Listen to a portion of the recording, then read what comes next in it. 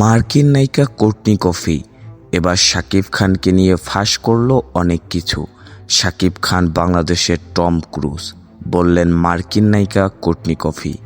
ঢাকায় চলচ্চিত্রের শীর্ষ নায়ক শাকিব খানের সঙ্গে প্রথমবারের মতো জুটি বেঁধে কাজ করছেন মার্কিন অভিনেত্রী কোর্টনি কফি। রাজকুমার নামের একটি সিনেমায় শাকিবের বিপরীতে দেখা যাবে মার্কিন এই নায়িকাকে। কোর্টনি কফি সিনেমাটির শুটিংয়ের জন্য বাংলাদেশে এসেছিলেন।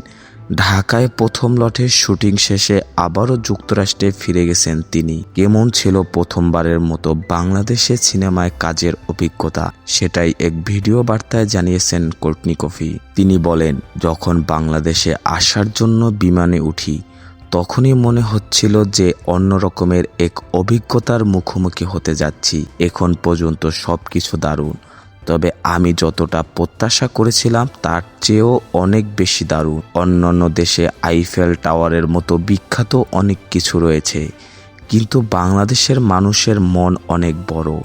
আমি মনে করি বাংলাদেশের মানুষ হৃদয় দিয়ে তাদের দেশকে সেরা রাষ্ট্র হিসাবে প্রতিষ্ঠিত করেছে। বৃহৎ জনসংখ্যা এবং তাদের আপ্যায়নের কারণে বাংলাদেশের ট্যুরিস্টদের অন্যতম আকর্ষণ হতে পারে। শাকিব খানের সঙ্গে কাজের অভিজ্ঞতা দুর্দান্ত জানিয়ে কোর্টনি কফি বলেন, শাকিব খান বাংলাদেশের টম ক্রুজ, এটা নিশ্চিত। সে কাজের প্রতি খুবই ডেডিকেটেড এবং প্রফেশনাল। সহশিল্পী হিসাবে একদমই পারফেক্ট। শুটিংয়ে সে খুবই মজার মানুষ। সবকিছু মিলিয়ে তার সঙ্গে কাজের অভিজ্ঞতা একদম পারফেক্ট। বাংলাদেশের ফুচকা, মিষ্টি, রসগোল্লা বেশ ভালো লেগেছে এই মার্কিন অভিনেত্রীর। তিনি বলেন, এদেশের মাছ, মিষ্টি, রসগোল্লা, ফুচকা বেশ ভালো লেগেছে। যুক্তরাষ্ট্রে ফিরে আসার আগে ঢাকার নিউ মার্কেট থেকে 8 জোড়া জুতা ও কিছু চাদর কিনে নিয়ে এসেছি। বড়দিনে এগুলো বাংলাদেশি উপহার হিসাবে ব্যবহার করব।